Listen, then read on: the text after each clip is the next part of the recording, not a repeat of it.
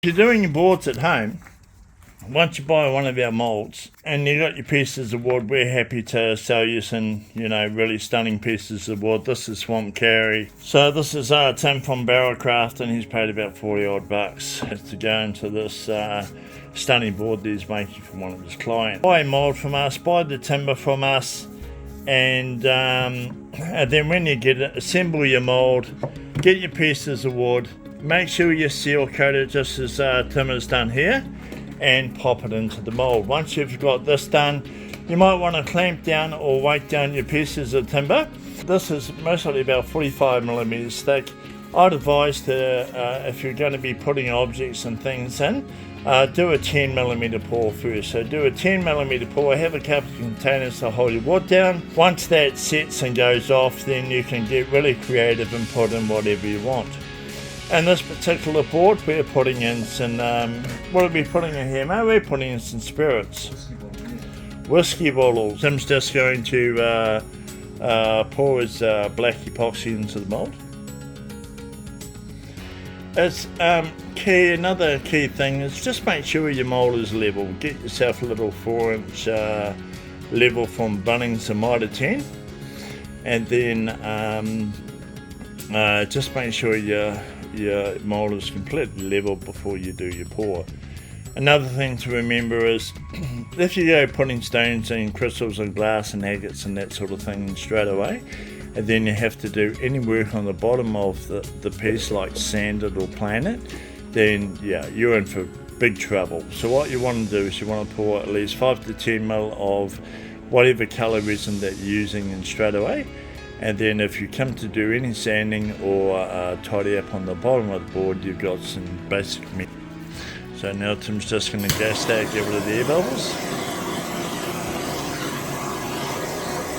And then we'll come back tomorrow and that should be off by then, and do the next stage. Okay guys, so this is Ocean Cast, Resin Wood Ocean Cast epoxy, 2:1 by volume. This stuff is the clearest you're ever going to find, or pretty much close to it. I've got Tim here from Barrelcraft, and Tim's just mixed up this epoxy and he's just learning how to use the product. So as you'll see, Tim said, hey, how do I know when it's mixed enough? Well, if you look up, yes, it does contain some bubbles in there, and the bubbles will disperse over time as we heat it with a gas torch and just let it sit. All of those bubbles will release from the resin. We're actually going to speed up the process, and we are going to put it into a vacuum chamber to get all the air out really fast. Even though it's not vital to do this, I'm just speeding up the process basically. And then as you can see guys, bubble free. Okay, so once you're ready to do your pour, get your resin that you mixed up, your resin wood tables, get your resin wood tables, Ocean Cast epoxy that you've mixed up, give it a bit of a flame torch. That just gets rid of the bubbles. I mean, look at that for clarity. Now Tim's just going to mix a bit of black into there, and then we're going to pour our 10 ml in the base. If you need to try to calculate how much resin volume you need, simply go through to resinwoodtablesnz.com, resinwoodtablesnz.co.nz, or resinswood.com. All goes to the same place, and we have a resin calculator on our front page. Any type of dyes, you do not want to mix any more than 1% of the volume, 0.5% to 1% of the volume. So here we've got 1.2 litres, so at the very maximum, the very maximum we want to be putting in here is 12 ml or just over 2 teaspoons, but we would never use that much for this volume. So Tim's just going to dip his ice block stick in there, give it a little shake off, and then pop it into his container, give that a mix up, and that'll be ample enough resin to do pigment to do the job. So when you do your put your bottles into your mould, and you might push it down on the resin might come up with some, like, it's got some imperfections and waves around the outside. So wait till the resin sets up quite a bit, but it's still tacky, and then pour another layer over the top.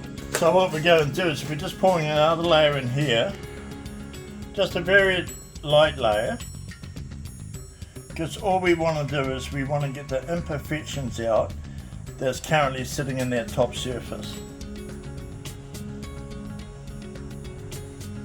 That's all we're trying to do. We're not trying to cover anything up. Well, we are actually. We're covering up the imperfections. But that's all we're doing. I'm just going to give this a very light sand in here. And that just helps with one layer, you know, sticking to the other one a little bit better, especially around the outside edges. Had this resin been tacky, it wouldn't have really been an issue. But, and I'm not saying it is an issue if you just pour it. It's just a safety factor that I like to do. Just look at this stunning one here.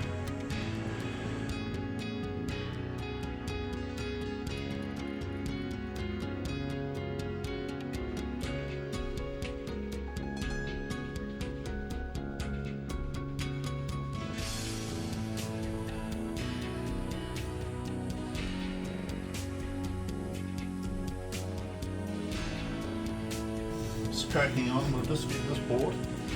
Hopefully another 11.5 will be all it takes.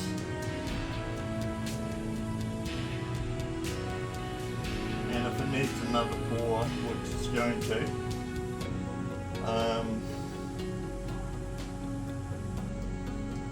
in fact that might be enough because we might plane this down a bit. That's that board poured. And the only thing you have to do now, guys, is take it out of the mould once it's cured and give it a plane or give it a sand. If you don't have a planer, just give it a sand. And what we'd do is, if you're making these boards yourself, we would send you the boards at like 40 or 45 mil thick and enough resin to take it up to the top, so the only thing you have to do is the sanding. Hey guys, so we've just done the final pour on this Swamp Carry and Spirits chessboard platter, and yeah, she's looking stunning.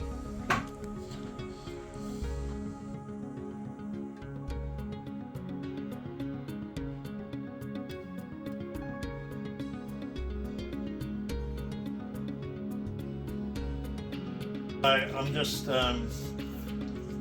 go around the outside edge first, create a slip layer. We always create a slip layer, and for those of you that are thinking, what's he talking about? What you want to do is you want to put a layer around the outside as a slip layer, so that when you do your top and you do your pour on your top, the material will just slide off instead of having like run lines coming down.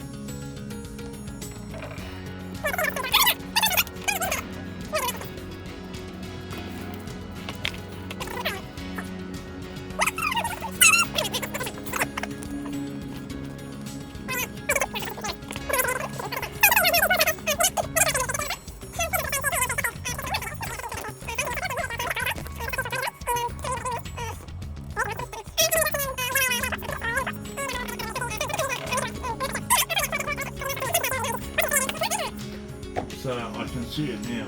Anyway guys, just gonna dust this off, let this set up, and then I'll pop it off the roofing plastic, give it a sand on underneath, and the starting will be ready to go.